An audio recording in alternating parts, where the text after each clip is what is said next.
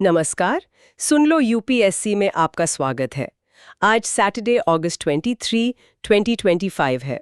नमस्कार। आज हम यूपीएससी सिविल सेवा परीक्षा के लिए जो comprehensive daily current affairs analysis है उस पे एक गहरी चर्चा करने वाले हैं। हाँ, बिल्कुल।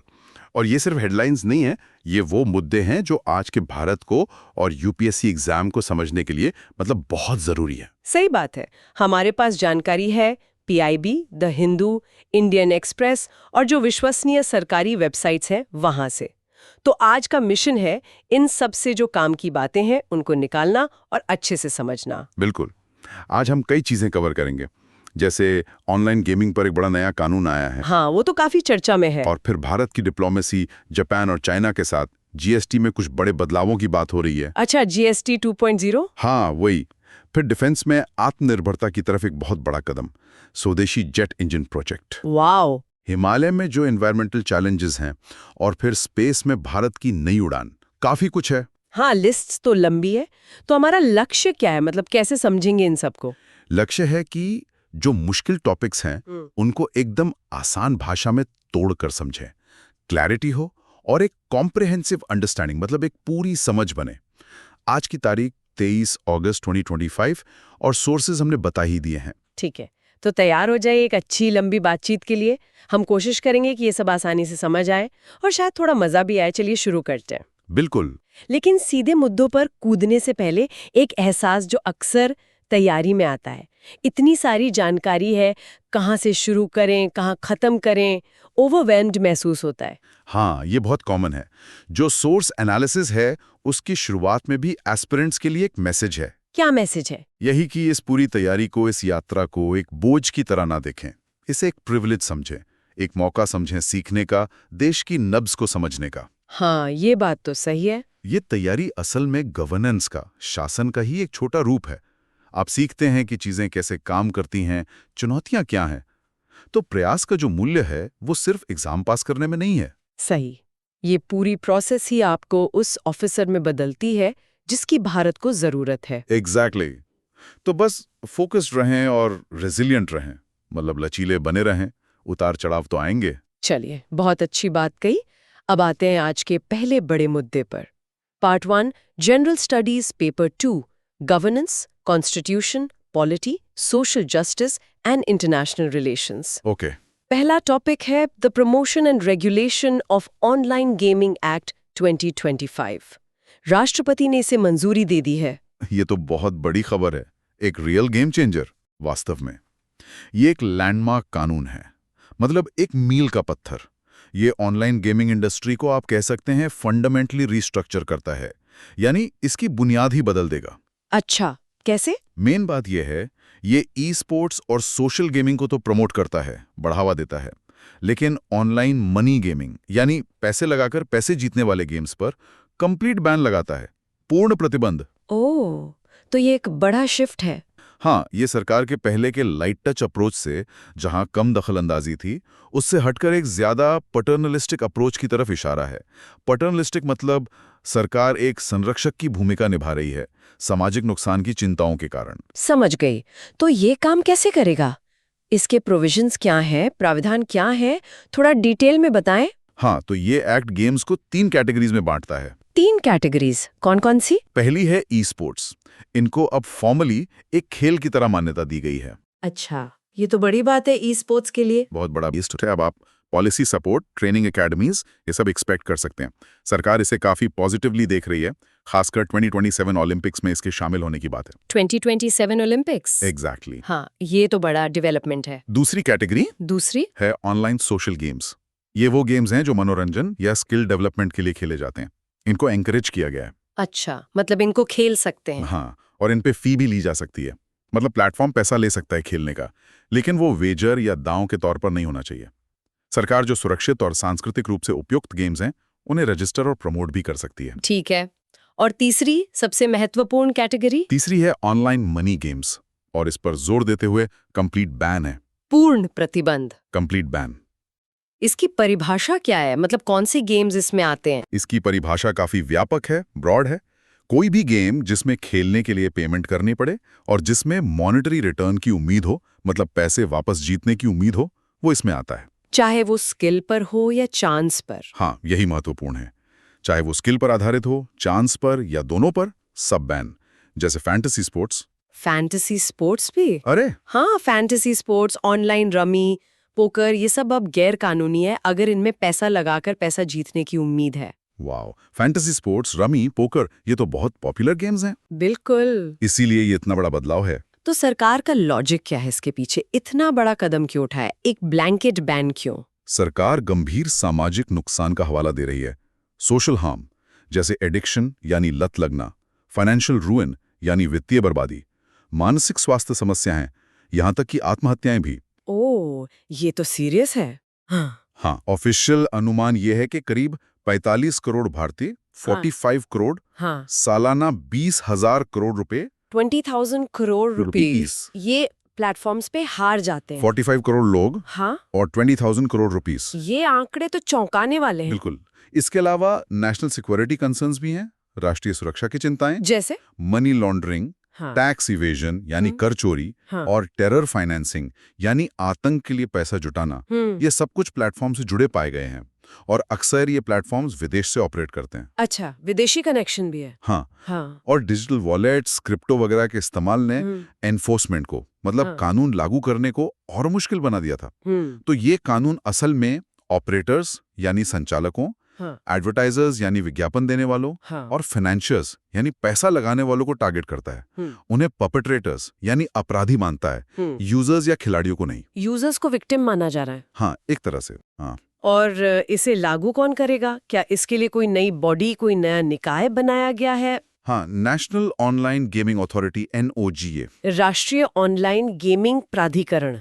ये एक सेंट्रल स्टैट्यूटरी बॉडी होगी, मतलब केंद्र सरकार द्वारा कानून के तहत बनाई गई संस्था। और इसका काम क्या होगा? नोगा क्या करेगी? इसका काम होगा एक्सेप्टेबल गेम्स को क्लासिफाई और रजिस्टर करना, जो निषिद्ध गेम्स हैं उनकी पहचान करना, ग्रीवांसेस यानी शिकायतें संभालना, और इंडस्ट्री के लिए कोड्स ऑफ प्रैक्टिस मतलब कामकाज के नियम जारी करना। समझ गई।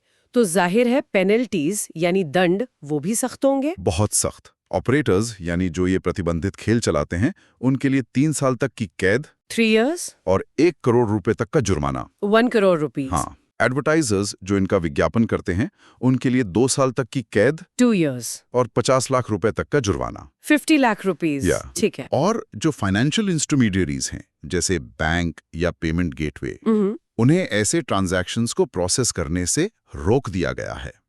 सरकार IT एक्ट 2000 के तहत जो इलीगल प्लेटफॉर्म्स हैं उन तक एक्सेस ब्लॉक भी कर सकती है। और अगर कोई बार बार ये अपराध करे तो? रिपीट ऑफेंडर्स, उनके लिए सजा और भी कड़ी है, 5 साल तक की कैद 5 years, और 2 करोड़ रुपए। 2 करोड़ रुपीस तक का जुर्माना। 5 years, 2 करोड़, ये तो वाकई बहुत सख्त नियम है। अच्छा, ये तो हुआ सरकार का पक्ष, उनके तर्क और कानून के प्रावधान। लेकिन इंडस्ट्री का क्या? उनका क्या कहना है? ये तो उनके लिए एक बड़ा झटका होना चाहिए। बिल्कुल। रियल मनी गेमिंग इंडस्ट्री बहुत चिंतित है। वो इसे डेथ नेल कह रहे हैं, मतलब मौत की घंटी। Death nail? हाँ, ड्रीम 11, ज़ूपी जैसी जो बड़ी कंपनियां हैं उन्होंने तुरंत अपने पेमेंट वाले कॉन्टेस्ट बंद कर दिए हैं। अब वो फ्री टू प्ले मॉडल पर चले गए हैं। ड्रीम 11, ज़ूपी, हाँ, ये तो बड़े नाम है। बिल्कुल।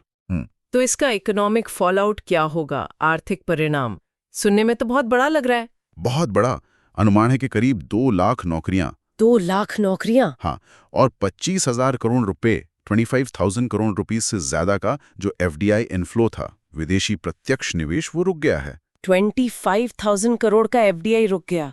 और सरकार को टैक्स का कितना नुकसान होगा? सरकार को अनुमानित 20,000 करोड़ रुपए, 20,000 करोड़ रुपए सालाना टैक्स रेवेन्यू का नुकसान होगा। 20,000 करोड़ का टैक्स लॉस, ये तो बहुत बड़े आंकड़े हैं। और इसके रिपल इफेक्ट्स भी होंगे, मतलब असर दूसरी इंडस्ट्रीज पर भी पड़ेगा।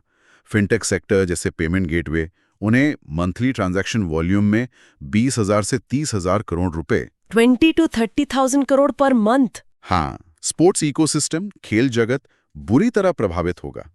ड्रीम 11 की 358 करोड़ रुपए 358 करोड़ रुपए की टीम इंडिया स्पॉन्सरशिप थी। माई 11 सर्कल के IPL राइट्स थे। ये सब अब अनटेनेबल हैं, मतलब टिक नहीं पाएंगे। ओह, तो स्पोर्ट्स स्पॉन्सरशिप पर भी भारी असर? बिल्कुल। और एडवर्टाइजिंग इंडस्ट्री, विज्ञापन उद्योग, गेमिंग कंपनियों से मिलने वाला सालाना 6,000 करोड़ रुपीस 6,000 करोड़ रुपीस का खर्च खो देगा। 6,000 करोड़ का एडवर्टाइजिंग रेवेन्यू लॉस, ये तो अर्थव्यवस्था के कई हिस्सों को तरोस रहा है। सही बात है। तो इस बैन के खिलाफ इंडस्ट्री का मुख्य तर्क क्या है? वो क्या कह रहे हैं? उनका तर्क है कि ये काउंटर प्रोडक्टिव है, मतलब इसका उल्टा असर होगा। मुख्य डर ये है कि ये जो 450 मिलियन गेमर्स हैं भारत में, उनकी मांग को ये बैन रोक नहीं पाएगा। 450 मिलियन गेमर्स? हाँ, इंडस्ट्री का कहना है कि ये बैन उन्हें एक इलीगल ऑफशोर ब्लैक मार्केट की तरफ धकेल देगा, एक काला बाजार जो विदेशों से चलेगा। काला बाजार, उसके क्या खतरे हैं? वहां कोई कंज्यूमर प्रोटेक्शन नहीं होगा, ग्राहकों का कोई बचाव नहीं, धोखाधड़ी का खतरा बढ़ेगा, लत लगने का खतरा और बढ़ेगा क्योंकि कोई रेगुलेशन नहीं होगा, और ये पूरा सेक्टर टैक्स और कानूनी सिस्टम से बाहर चला जाएगा। लोग वीपीएन, क्रिप्टो का इस्तेमाल करके ब्लॉकिंग को आसानी से बाईपास कर लेंगे। तो हो सकता है भारत दुनिया के सबसे बड़े अनरेगुलेटेड मार्केट्स में से एक बन जाए। ये तो एक गंभीर चिंता है।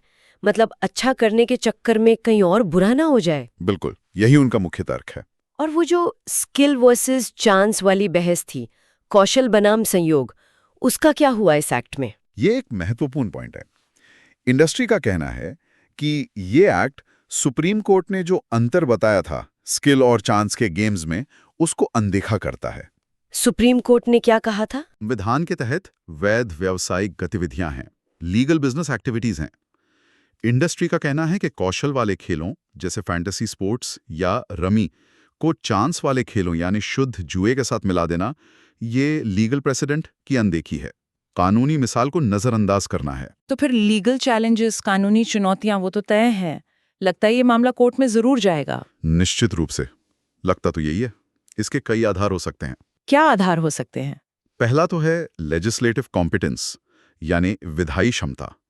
संविधान में बेटिंग एंड गैम्बलिंग, सट्टेबाजी और जुआ स्टेट लिस्ट का विषय है, राज्य सूची का, एंट्री 34 लिस्ट 2।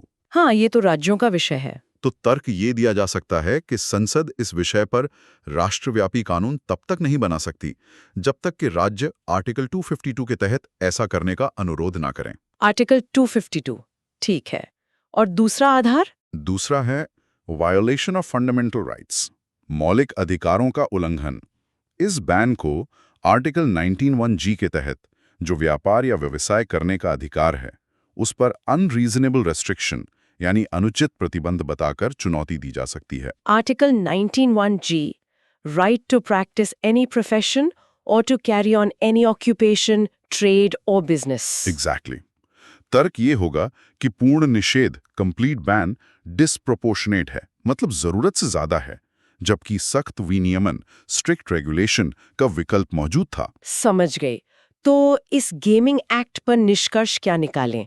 एक बोल्ड कदम है, साहसिक है, लेकिन जोखिम भरा भी है। ठीक यही।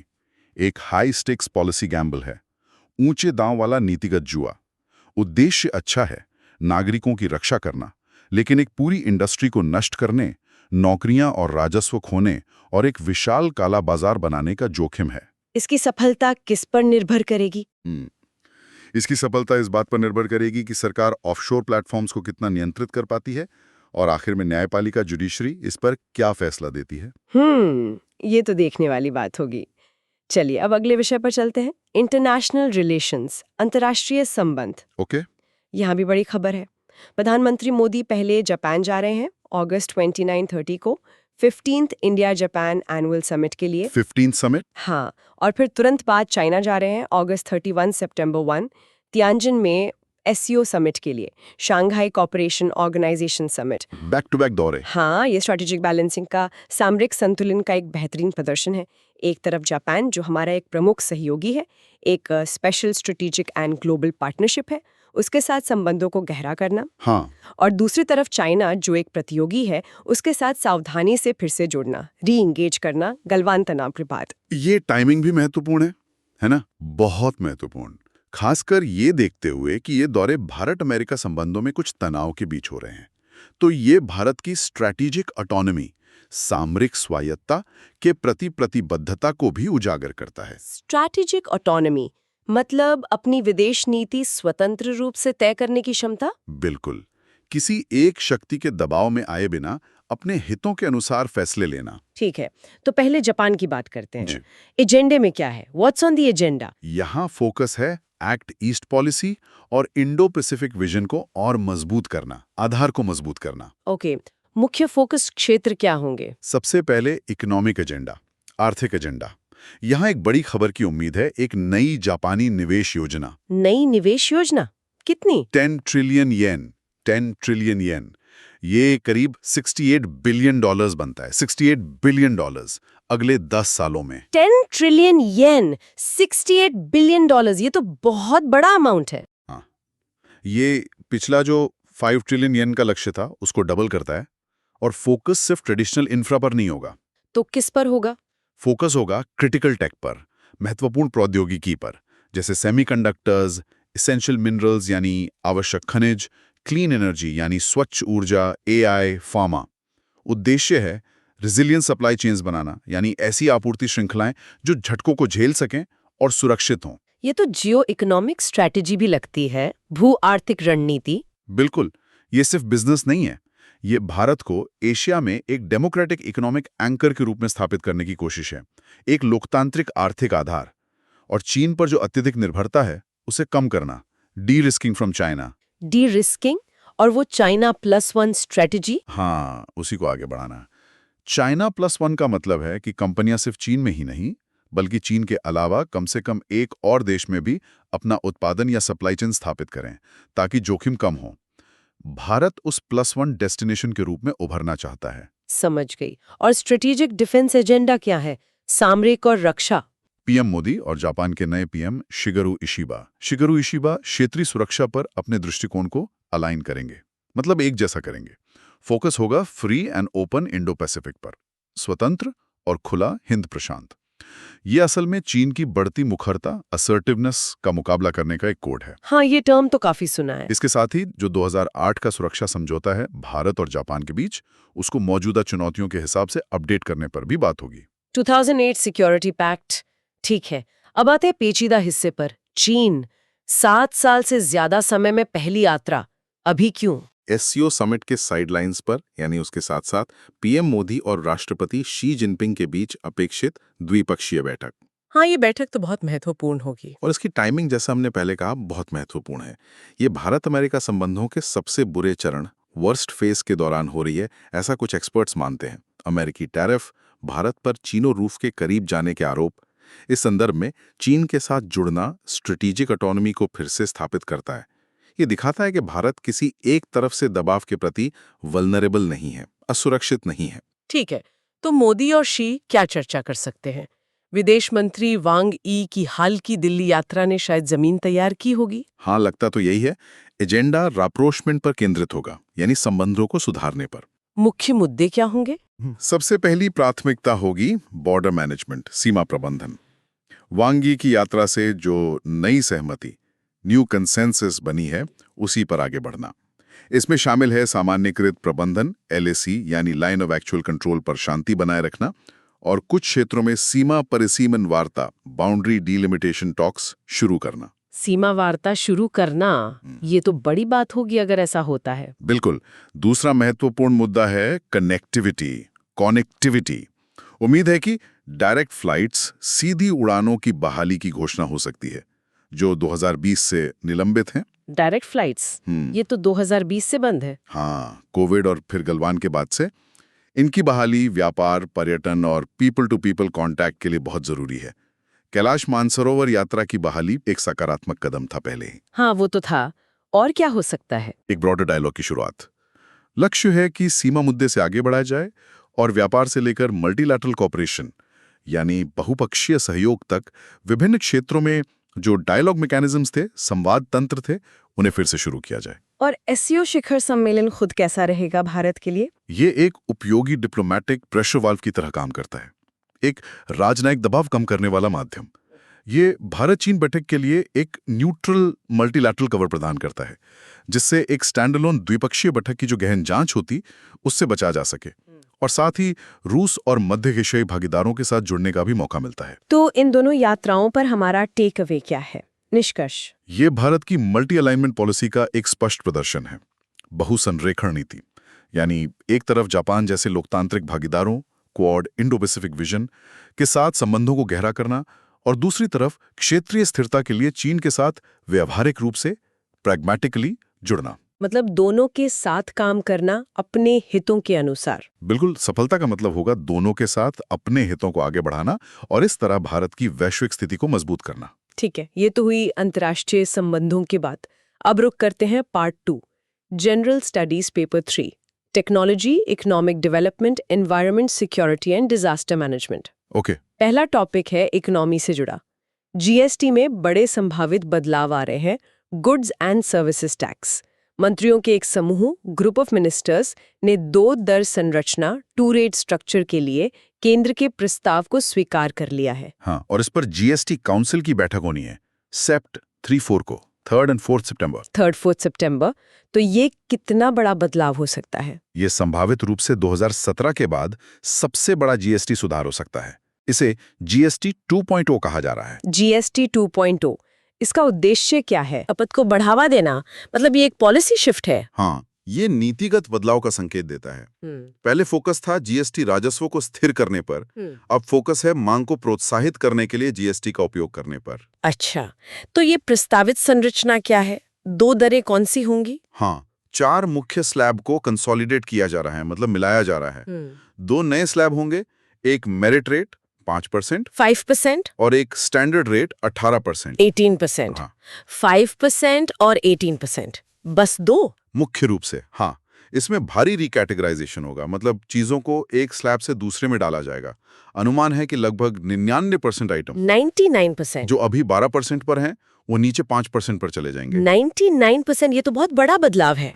हाँ, और 90% आइटम 90% जो अभी 28% पर हैं, उन्हें नीचे 18% पर लाया जाएगा। 90% of 28% slab items moving to 18%। अच्छा, तो 28% वाला स्लैब लगभग खत्म ही हो जाएगा। लगभग। सिन लग्जरी गुड्स यानी पाप विलासिता वस्तुएं जैसे तंबाकू, महंगी कारें, उनकी एक छोटी लिस्ट के लिए 40% का एक अलग हायर लेवी यानी शुल्क प्रस्तावित है। 40%? ओके। और छूट का क्या? एग्जेम्पशंस? गवर्नमेंट ने इस प्रस्ताव की भी समीक्षा की है कि पर्सनल हेल्थ और लाइफ इंश्योरेंस को जीएसटी से पूरी तरह छूट दे दी जाए। अभी इन पर 18% जीएसटी लगता है। अगर ये होता है तो प्रीमियम कम हो सकते हैं। हेल्थ और लाइफ इंश्योरेंस पर जीएसटी खत्म, ये तो आम आदमी के लिए बड़ी राहत होगी। कुछ उदाहरण दे सकते हैं कि कौन सी चीजें किस स्लैब में जा सकती हैं? हाँ, जैसे 12% वाले आइटम्स जैसे आयुर्वेद उत्पाद, मक्खन, पनीर, ये 5% पर जा सकते हैं। और 28% वाले आइटम्स जैसे छोटी कारें, दोपहिया वाहन, एसी, टीवी, सीमेंट, ये 18% पर आ सकते हैं। छोटी कारें, 2 व्हीलर, एसी, टीवी, सीमेंट, ये सब 18% पर। ये तो काफी सस्ता हो जाएगा। उम्मीद तो यही है। तो ऐसा क्यों कर रहे हैं? इसका अपेक्षित प्रभाव क्या है? Expected impact. रैशनल या तर्क वही है, टैक्स को सरल बनाना और उपभोक्ता खर्च के माध्यम से अर्थव्यवस्था को बढ़ावा देना। और इम्पैक्ट क्या होगा? कीमतें कितनी कम हो सकती हैं? उम्मीद है कि औसत खुदरा कीमतें, एवरेज रिटेल प्राइसेस, 4-5% तक कम हो सकती हैं। 4 to 5%। 4 to 5% reduction. और महंगाई पर इन्फ्लेशन? ये सीपीआई मुद्रास्फीति को 50-60 बेसिस पॉइंट्स तक कम कर सकता है। 50 to 60 basis points. S&P global ratings का मानना है कि बेहतर अनुपालन से भले ही शॉर्ट टर्म में दरें कम हो, लॉन्ग टर्म में राजस्व बढ़ सकता है। तो कौन से सेक्टर्स को सबसे ज्यादा फायदा होगा? सबसे बड़ा लाभार्थी हो सकता है ऑटोमोबाइल सेक्टर, खासकर छोटी कारें, दोपहिया वाहन और कमर्शियल व्हीकल्स, जो 28% से 18% पर आ जाएंगे। ये तो बड़ा फायदा है। फिर कंज्यूमर ड्यूरेबल्स जैसे एसी, टीवी, ये सस्ते होंगे। सीमेंट, रियल एस्टेट को फायदा होगा क्योंकि सीमेंट की कीमतें 7-8% कम हो सकती हैं।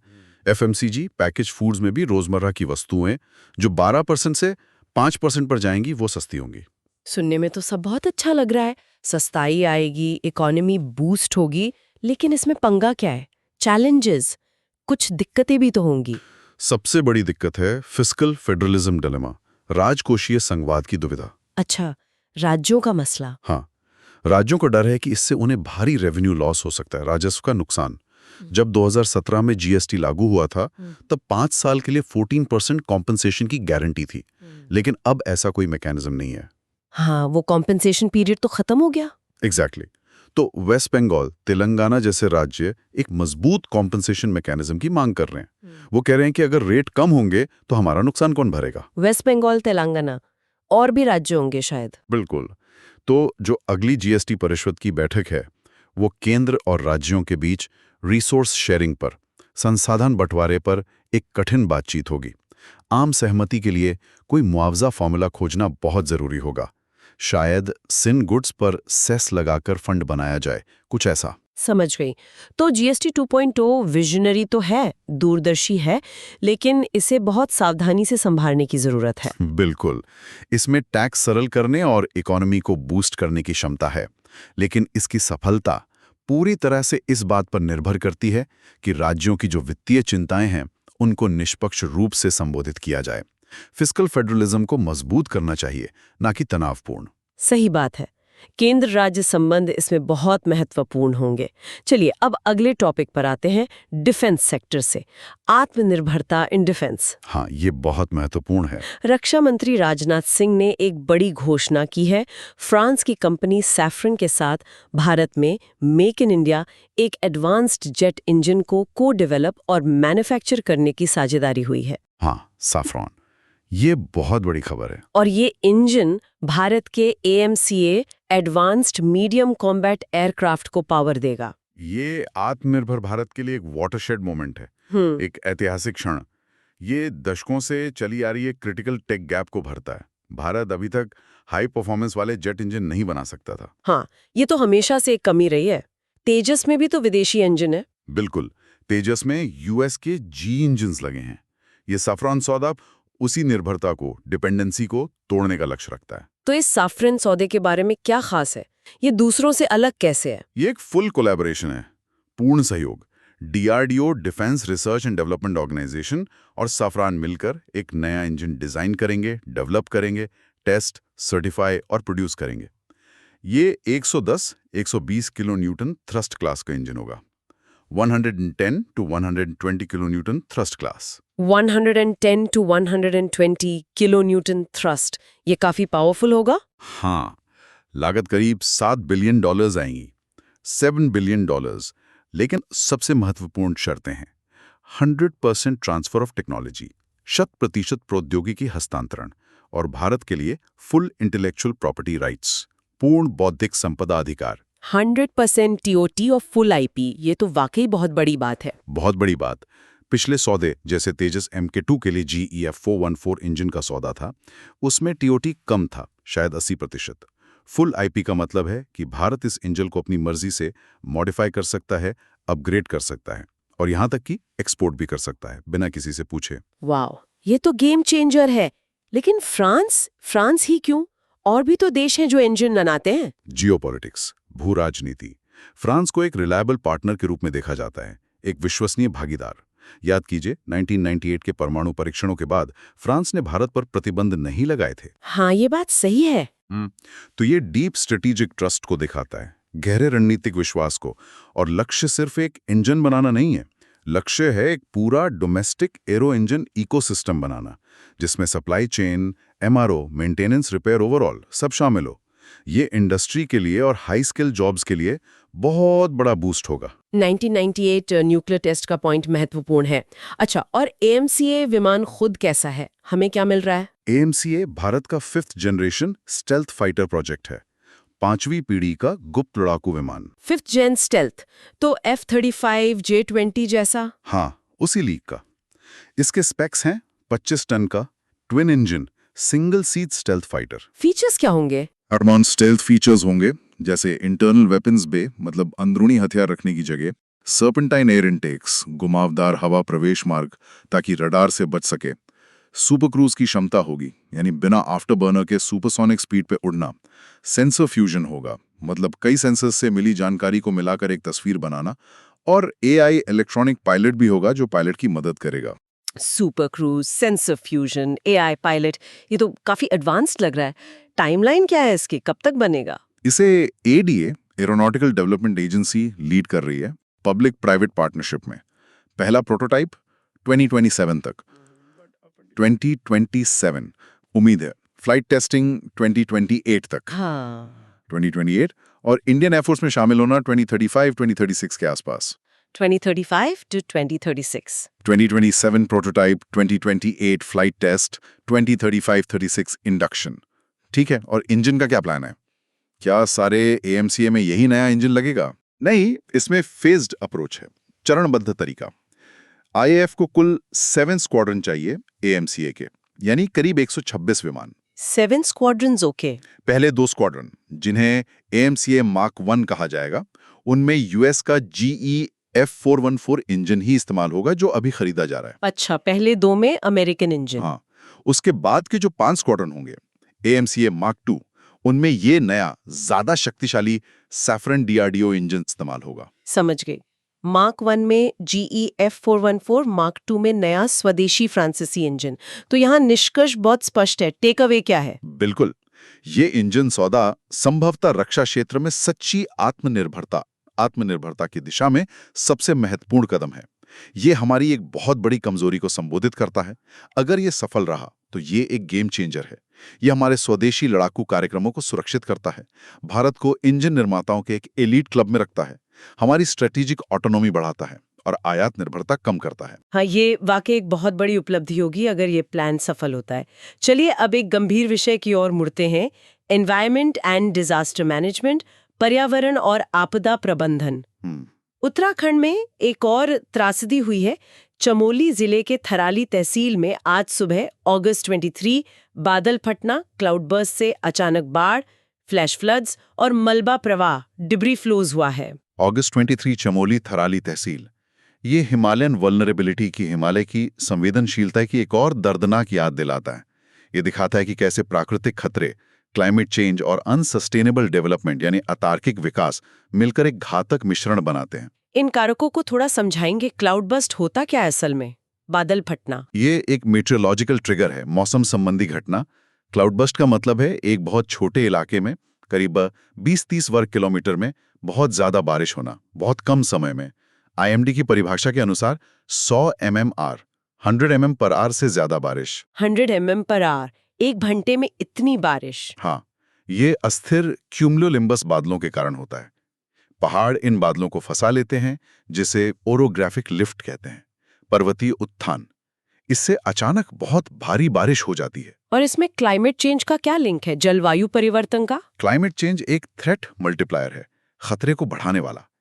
हिमालय में ऐसी घटनाओं की जो फ्रीक्वेंसी और इंटेंसिटी बढ़ रही है, यानी ये ज्यादा हो रही हैं और ज्यादा गंभीर हो रही हैं, उसे ग्लोबल वार्मिंग से जोड़ा जा रहा है। इसके क्या प्रभाव हो रहे हैं हिमालय में? कई प्रभाव हैं। एक तो एक्सेलरेटेड ग्लेशियल मेल्ट, ग्लेशियर्स तेजी से पिघल रहे हैं। इससे अस्थिर ग्लेशियल लेक्स बन रही हैं, हिमनद झीलें।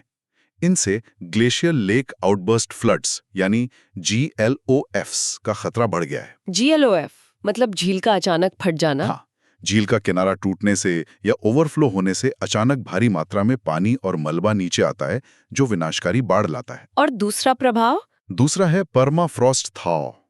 परमाफ्रॉस्ट यानी वो जमीन जो हमेशा जमी रहती है। पहाड़ों की चट्टानों की दरारों में जमी मिट्टी और बर्फ, वो पिघल रही है। अच्छा, उससे क्या होता है? उसके पिघलने से ढलान अस्थिर हो जाते हैं, अनस्टेबल हो जाते हैं। इससे विनाशकारी लैंडस्लाइड्स और रॉक फॉल्स होते हैं, भूस्खलन और चट्टानें गिरती हैं।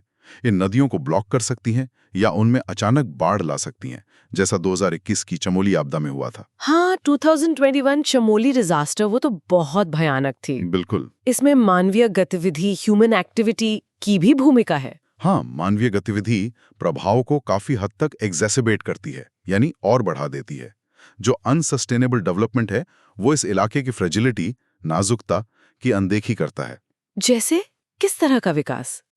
रेकलेस इंफ्रास्ट्रक्चर डेवलपमेंट, लापरवाह बुनियादी ढांचा निर्माण। बड़े बड़े जल विद्युत बांध, सड़कों का नेटवर्क बनाने के लिए जो ब्लास्टिंग और टनलिंग होती है, उससे ढलान अस्थिर होते हैं। निर्माण का जो मलबा निकलता है, डिब्रीज, उसे नदियों में डाल दिया जाता है। इससे नदी का प्रवाह बदलता है और बाढ़ आने पर तबाही ज्यादा होती है, क्योंकि पानी के साथ ही मलबा भी बहता है। हाँ, ये तो देखा है। और 2021 वाली बाढ़ ने तो हाइड्रो प्रोजेक्ट्स को भी नुकसान पहुंचाया था। बिल्कुल। 2021 की बाढ़ ने 2 हाइड्रो परियोजनाओं को नष्ट कर दिया था। ये दिखाता है कि अतार्किक विकास सिर्फ पर्यावरण के लिए ही नहीं, आर्थिक रूप से भी विनाशकारी है। सही बात है। तो थराली में भी क्या स्थिति है, करंट सिचुएशन? अभी तक के इम्पैक्ट की बात करें तो कम से कम 1 व्यक्ति की मृत्यु हुई है, 1 डेड, और 2 लापता हैं, 2 मिसिंग। कई घर और दुकानें क्षतिग्रस्त हुई हैं या मलबे में दब गई हैं। एसडीएम का आवास भी प्रभावित हुआ है। सड़कें ब्लॉक हो गई हैं। कई समुदायों से संपर्क टूट गया है। बचाव कार्य चल रहा होगा। बिल्कुल। कैसा रिस्पॉन्स है? हाँ, SDRF, state disaster response force, और NDRF, national disaster response force की टीमें बचाव कार्य के लिए तैनात की गई हैं। राहत शिविर लगाए जा रहे हैं। लेकिन चुनौती क्या है इसमें? क्या ऐसी घटनाओं को रोका नहीं जा सकता? चुनौती ये है कि इतने लोकलाइज्ड क्लाउड बर्स्ट की भविष्यवाणी करना बहुत कठिन है। डॉपलर रडार से 6 से 12 घंटे पहले 6 to 12 आवर्स कुछ अंदाजा लग सकता है, लेकिन वो जानकारी आखिरी व्यक्ति तक पहुंचाना, लास्ट माइल वार्निंग डिसेमिनेशन, और समुदाय की प्रतिक्रिया क्षमता, कम्युनिटी रिस्पांस कैपेसिटी, ये अभी भी प्रमुख अंतराल हैं, की गैप्स हैं। 6 to 12 आवर्स लीड टाइम, फिर भी गैप्स है। तो निष्कर्ष ये है कि हमें एक मौलिक बदलाव की जरूरत है, फंडामेंटल शिफ्ट। हाँ, ये सिर्फ नेचुरल डिजास्टर्स नहीं है। ये दिखाते हैं कि हमारे सिस्टम में एक विफलता है, एक सिस्टमिक फेलियर है कि हम योजना बनाते समय पर्यावरणीय वास्तविकता को इंटीग्रेट नहीं कर पा रहे हैं। तो क्या करना चाहिए? पॉलिसी शिफ्ट कैसा होना चाहिए? हमें रिएक्टिव रिलीफ से, यानी आपदा आने के बाद राहत पहुंचाने से हटकर प्रोएक्टिव डिजास्टर रिस्क रिडक्शन और क्लाइमेट एडेप्टेशन पर फोकस करना होगा। सक्रिय आपदा जोखिम न्यूनीकरण और जलवायु अनुकूलन। इसके लिए क्या कदम उठाने होंगे? 4 मुख्य चीजें हैं। सख्त हैजार्ड जोनिंग और लैंड यूज नीतियां, यानी कौन सा इलाका कितना खतरनाक है ये तय करना और वहां उसी हिसाब से निर्माण की अनुमति देना। अनिवार्य और कठोर एनवायरमेंटल और जियोलॉजिकल इम्पैक्ट असेसमेंट्स। कोई भी प्रोजेक्ट शुरू करने से पहले उसका पर्यावरण और भूविज्ञान पर क्या असर होगा, इसका कड़ाई से आकलन हो। मजबूत समुदाय केंद्रित अर्ली वार्निंग सिस्टम्स, प्रारंभिक चेतावनी प्रणालियां जो लोगों तक समय पर पहुंचे। प्रमोटिंग नेचर बेस्ड सॉल्यूशंस और स्थायी आजीविका, प्रकृति आधारित समाधानों को बढ़ावा देना। मतलब बिजनेस एज यूजुअल वाला रवैया अब नहीं चलेगा। बिल्कुल नहीं। बिजनेस एज यूजुअल जारी रखना मतलब और ज्यादा आपदाओं को न्योता देना है। ये वाकई सोचने वाली बात है। चलिए अब पार्ट 2 को एक हाई नोट पे खत्म करते हैं। साइंस एंड टेक्नोलॉजी, विज्ञान और प्रौद्योगिकी। हाँ, अच्छी खबर है। ISRO, Indian space research organisation, ने अपने अब तक के सबसे बड़े रॉकेट की योजना का अनावरण किया है। नाम है लूना मॉड्यूल लॉन्च व्हीकल, चंद्र मॉड्यूल प्रक्षेपण यान, LMLV। हाँ, ये बहुत बड़ी घोषणा है। कह रहे हैं 40 मंजिला इमारत जितना ऊंचा होगा, 40 स्टोरी बिल्डिंग। बिल्कुल, ये ISRO की ग्रैंड एम्बिशन को दिखाता है, बड़ी महत्वाकांक्षा। ये ISRO के लिए एक स्ट्रेटेजिक पिवट भी है, एक रणनीतिक धुरी। अब फोकस PSLV की फ्रूगल इंजीनियरिंग, यानी किफायती इंजीनियरिंग से हटकर हाई एंड कैपेबिलिटी पर जा रहा है, उच्च स्तरीय क्षमता पर। ऐसा क्यों? मतलब बड़े रॉकेट की जरूरत क्यों पड़ी? क्योंकि सस्टेन्ड ह्यूमन स्पेस फ्लाइट, यानी लगातार मानव को अंतरिक्ष में भेजना, और डीप स्पेस एक्सप्लोरेशन, यानी गहरे अंतरिक्ष की खोज, इन सब के लिए एक सुपर हेवी लिफ्ट रॉकेट जरूरी है। बहुत भारी वजन उठाने वाला रॉकेट। LMMV ही वो नींव है जिस पर एक भारतीय को चंद्रमा पर उतारने का सपना टिका है। वाओ! तो ये बेहेमौत कैसा होगा, ये विशालकाय रॉकेट? इसकी स्पेक्स क्या है? ये लॉन्च क्षमता में क्वांटम लीप है, एक बहुत बड़ी छलांग।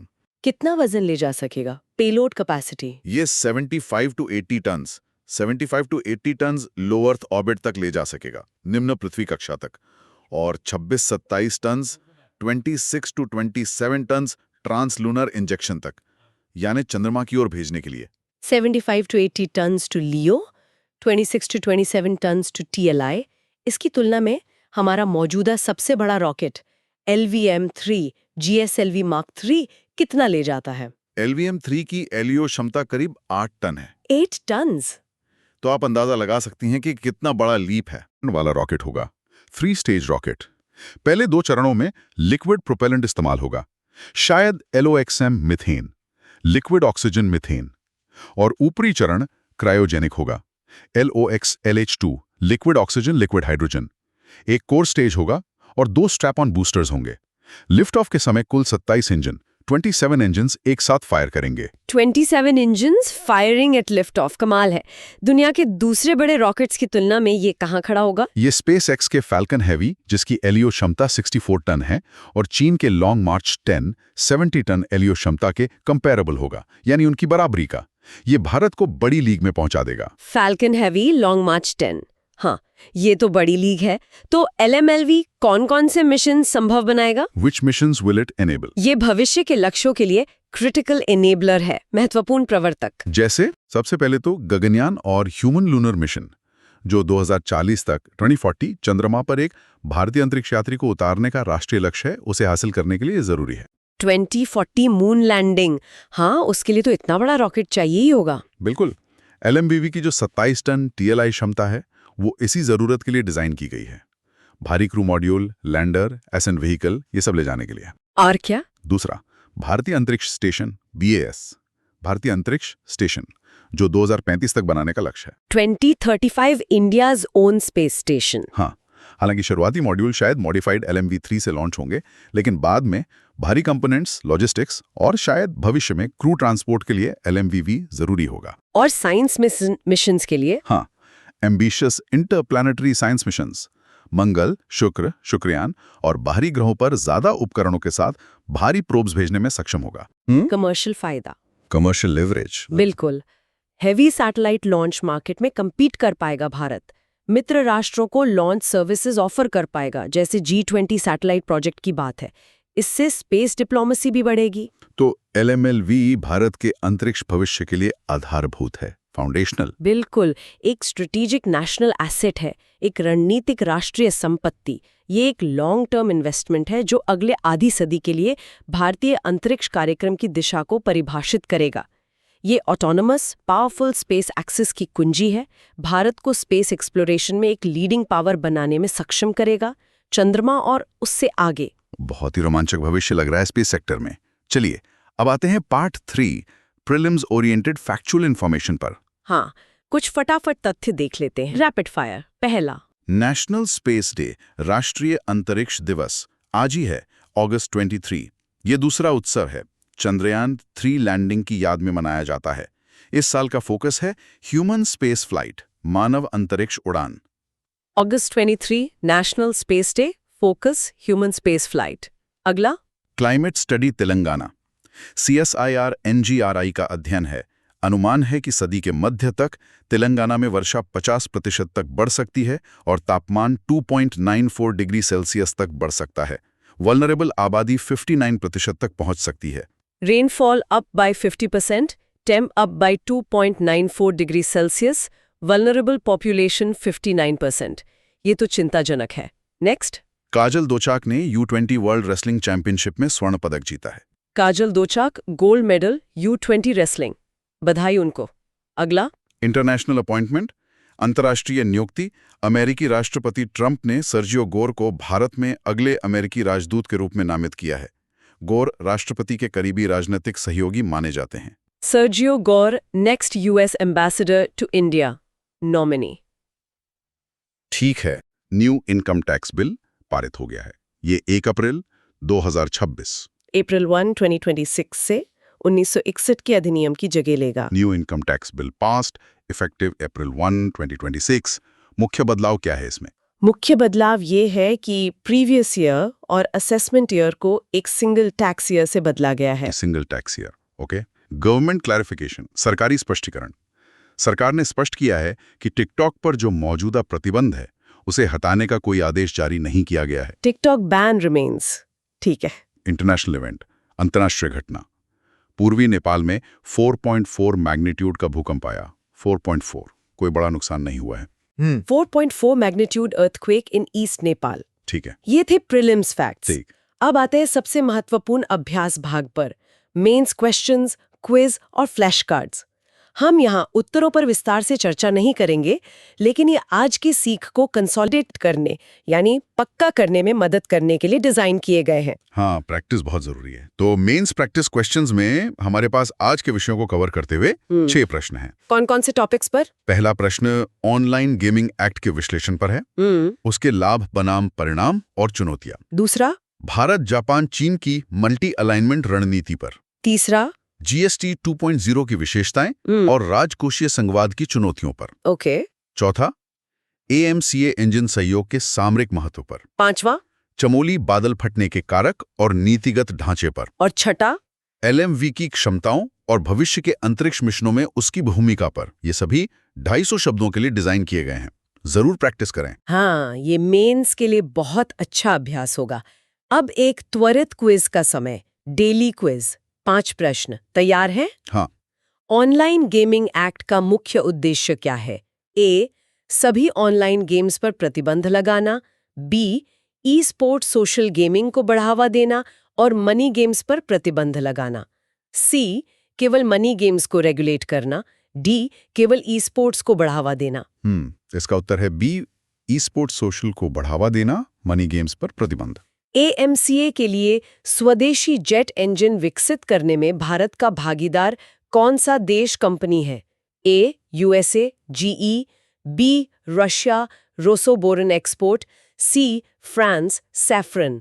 D, UK, Rolls Royce. ये है सी, सैफरन, फ्रांस। प्रस्तावित जीएसटी 2.0 में मुख्य कर स्लैब क्या हैं? ए, 4, 5%, 12%, 18%, 28%। बी, 2, 5% और 18%। सी, 3, 5%, 15%, 25%।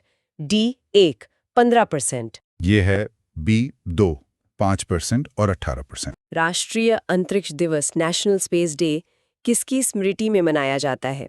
ए, आर्यभट्ट का प्रक्षेपण। B, Mangalyaan mission. C, Chandrayaan 3 की लैंडिंग। डी, गगनयान की घोषणा। ये है सी, चंद्रयान 3 की लैंडिंग। एकदम सही। और आखिरी सवाल, Q5। प्रस्तावित LMV रॉकेट की अनुमानित पेलोड क्षमता लोअर अर्थ ऑर्बिट LEO तक कितनी है? A, 8-10 tonne. B, 25-30 tonne. C, 50-60 tonne. D, 75-80 tonne. ये है डी, 75-80 टन। बहुत बढ़िया। सबका स्कोर कैसा रहा? डिटेल्स के लिए आप एनालिसिस दोबारा देख सकते हैं। अब आते हैं रिवीजन फ्लैश कार्ड्स पर। हाँ, क्विक रिकॉल के लिए, तेजी से याद करने के लिए 10 फ्लैश कार्ड्स हैं। सामने शब्द या कॉन्सेप्ट है, पीछे मुख्य जानकारी। मैं जल्दी से टॉपिक्स बता देता हूँ। 1, ऑनलाइन गेमिंग एक्ट फीचर। पीछे होगा मनी गेम्स पर प्रतिबंध, ई स्पोर्ट्स सोशल को बढ़ावा, राष्ट्रीय प्राधिकरण। 2, AMCA engine partner, saffron, France, 100% TOT, पूर्ण आईपी। 3, प्रस्तावित जीएसटी स्लैब। 2, 2.5% मेरिट, 18% मानक, 40% पाप विलासिता। 4, LLMV, ISRO super heavy rocket, about ATT LEO, 2040 चंद्रमा मिशन के लिए। 5, राष्ट्रीय अंतरिक्ष दिवस, अगस्त 23, चंद्रयान 3 लैंडिंग। 6, चमोली आपदा कारण, बादल फटना, थराली, अचानक बाढ़ मलबा। 7, नए अमेरिकी राजदूत नामांकित, सर्जियो गौर, ट्रंप सहयोगी।